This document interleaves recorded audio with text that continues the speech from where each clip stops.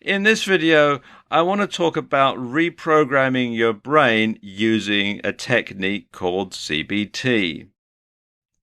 Now, what is CBT?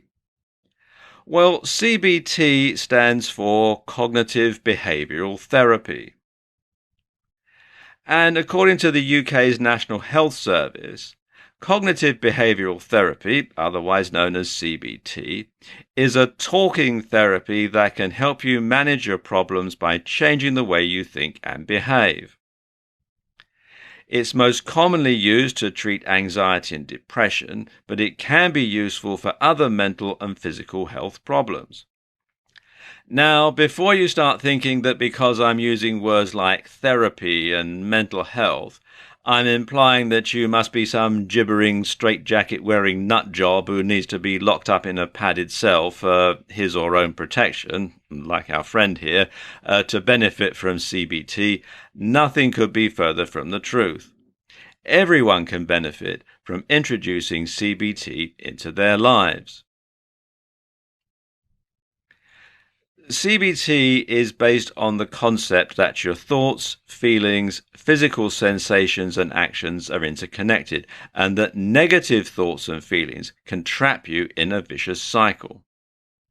CBT aims to help you deal with problems in a more positive way by breaking them down into smaller parts. And it looks for practical ways to improve your state of mind on a daily basis. So, how does CBT work in practice? Well, generally, it involves several steps and several different techniques that, when combined, allow you to control the way that you think and feel. The start is to identify the way you feel and what you're thinking when you're doing something. And one technique is to use mindfulness meditation. Simply by choosing not to let your thoughts and emotions affect you, you can become less controlled by them and less susceptible to your own fears and negative thoughts.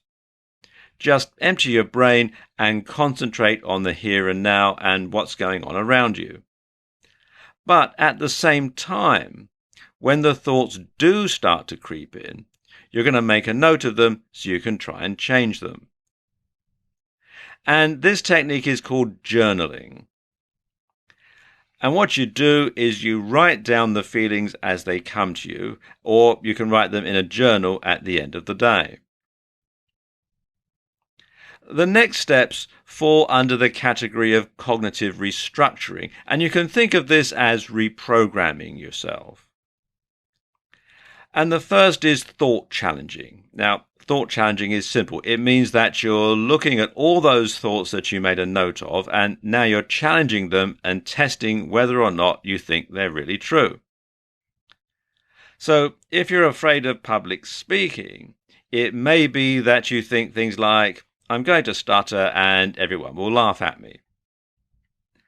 In thought challenging, we're going to deconstruct that belief and see if it really is likely or if it's anything to really be afraid of. So ask yourself, why would you stutter? Do you normally stutter when you talk? Why would people laugh at you? Are people usually that unkind? Would you laugh if someone had a hard time giving a speech? Or would you be more sympathetic and understanding than that? Does it matter? If you aren't going to see these people again, why does it matter what they think of you? Ask yourself these things and focus on the fact that the worst case scenario really isn't all that bad. Once you can start doing that, you'll see there's nothing to be afraid of. You can even repeat a maxim to yourself as a positive affirmation. It really doesn't matter what these people think of me. It really doesn't matter what these people think of me. You can think that to yourself over and over again.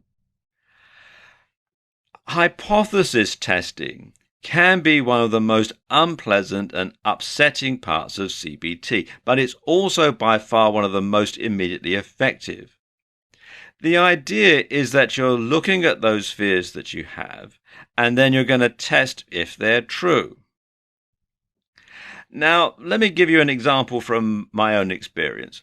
When I was a boy, I had a terrible fear of escalators. I used to have this terrible feeling that when I got to the end, where it disappears underneath and rolls round, that it was going to chop my feet off. Or that if I was going up the escalator, a shoelace or a piece of clothing would get snagged in the escalator itself or in the handrail, and then when we got to the end, it would rip my arm off or rip my leg off. I mean, I didn't realize that escalators do have fail-safe devices built in to stop that happening. So every time I went anywhere and there was an option to use the stairs instead of the escalator, I always took that. And the more I avoided escalators, the worse my fear and my phobia got. Well, one day, I suppose I was about 10 years old, and I went up into central London with my parents, and we took a journey on the London Underground, on the tube. And we went on the Bakerloo line. And for those who are familiar with the London Underground, you'll know that this is actually one of the deeper lines on the system. And getting on the train was fine because at the station that we got on at, there was a lift, an elevator. But when we got to our destination station, the only way out was up the escalators. And it was really crowded, I remember, and we were sort of pushed on by the crowd. And when we got to the bottom of the escalator, and I didn't want to go up, and there was no other way of getting up, though, and somebody, probably my mother, I suspect, gave me a hefty shove in the back and pushed me onto the escalator. And it was a really long escalator, like the one in this picture. And I was absolutely petrified all the way up. And then we got to the end, and I had to get off, and guess what? Nothing happened. I was perfectly all right. It didn't chop my feet off or rip my arm off or any of the other phobias that I had. It was absolutely okay. And then, of course, when we were going home, I had to go down the escalator to get back on the train, so I had to repeat the whole process all over again. And we got to the bottom, and everything was fine. I still had both legs attached and nothing had fallen off and I hadn't been badly injured, and my fear and phobia was proved to be absolutely groundless. Now, although I didn't realize it at the time, what I was doing was hypothesis testing. My parents and everybody else using the escalator knew that nothing bad was going to happen. And deep down inside, I probably knew that too. All I needed was to have the hypothesis put to the test. And it worked, and my fear of escalators vanished. And when I grew up, I worked in central London for many years, and I used to go up 2 flights of escalators at Tottenham Court Road tube station every day, and I had absolutely no trouble at all. Now, obviously, you have to use some caution here. You don't want to test your fear of heights hypothesis by jumping off a bridge because you'll probably die. But going up to the observation deck of a skyscraper isn't going to do you any harm.